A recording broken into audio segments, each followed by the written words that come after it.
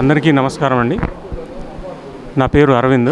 ఈ ఆత్మదీప్ igniting minds foundation అనే సంస్థ ఆధ్వర్యంలో సనాతన సంప్రదాయ పరంపర అనేటువంటి ఒక సంస్థ ద్వారా మన సనాతన సంప్రదాయాన్ని, ఆ పరంపరను కొనసాగించడానికి ఏర్పాటు చేసిన కార్యక్రమంలో భాగంగా ప్రప్రథమంగా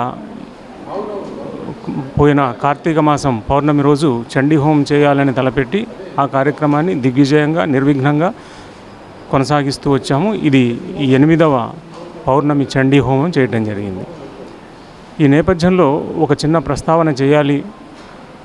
వింటున్న వారికి, వీక్షిస్తున్న వారికి, కంటున్న వారికి, ఆకాంక్షిస్తున్న వారికి, కాంక్షిస్తున్న వారికి చేస్తున్న విన్నపం ఏంటి అంటే, ఈ నెల అంటే మే నెల 2026 18వ తేదీ నాడు ఢిల్లీలో ఒక చిన్న కార్యక్రమం జరిగింది. భారతీయ సనాతన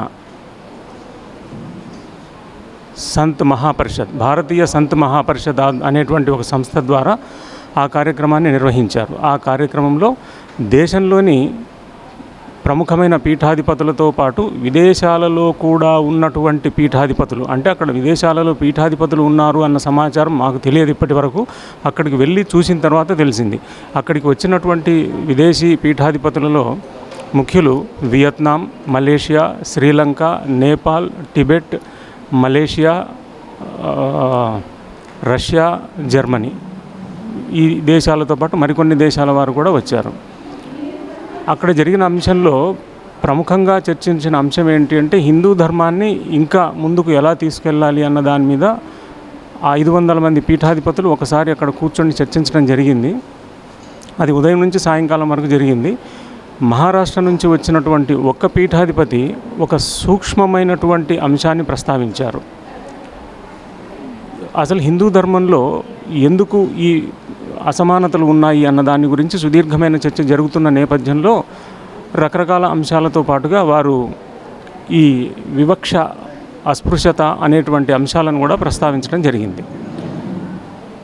దీన్ని దూరం చేయాలి అంటే ఏం చేయాలి అని చర్చ జరుగుతున్నప్పుడు ఆ మహారాష్ట్ర నుంచి వచ్చినటువంటి గురువుగారు ప్రతిపాదించినటువంటి అంశం ఏంటి అంటే, మనం ఢిల్లీ, హైదరాబాద్, బొంబాయి, నాగ్పూర్ ఇలాంటి మహానగరాల్లో సభలు ఏర్పాటు చేసుకొని రావటం అనేటువంటిది ఆదర్శనీయవంతం అయినప్పటికీ ఆచరణలో మనం చేయవలసింది ఏంటి అంటే, అందరము కూడాను ప్రతి కుగ్రామంలోని ఆయా సామాజిక వర్గాల ఇళ్లకు వెళ్ళి, అంటే మాలామాదిగా ఇంకా వెనుకబడ్డటువంటి ఆ కులాల ఇళ్లకు వెళ్ళి వారి ఇంట్లో మనం గనక కూర్చొని ఈ పీఠాధిపతులు, బ్రాహ్మణత్వం అనేటువంటి విషయాలను పక్కన పెట్టి వారితో మమేకమై వారితో కూర్చొని ఒక పూట వారి ఇంట్లో మనం గనక భోజనం చేస్తే ఇక వివక్ష, అస్పృశ్యత, ఈ అసమానత అనేటువంటి పదాలకు సంపూర్ణంగా, శాశ్వతంగా పరిష్కారం దొరికినట్లవుతుంది అని చెప్పారు. దానికి అందరూ ఆమోదం తెలిపారు. దాన్ని ఎలా చేయాలి, ఏమిటి అనేటువంటి కార్యాచరణ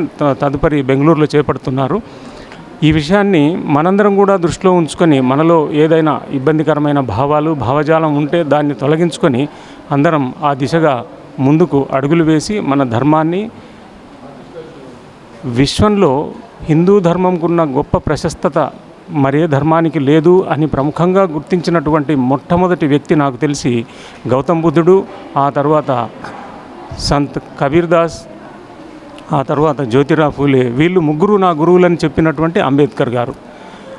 హిందూ ధర్మ గొప్పతనాన్ని వాళ్ళు గుర్తించి దాని గురించి వాళ్ళు చాలా తాపత్రయపడి ఉన్న లోపాలను సవరించడానికి, తొలగించడానికి ఆరాటపడి, పోరాటపడి ఎన్నో ఇబ్బందులను కూడాను అధిగమించి దాన్ని నిలబెట్టే ప్రయత్నం చేశారు. మనమందరం కూడాను అదే చేద్దాం.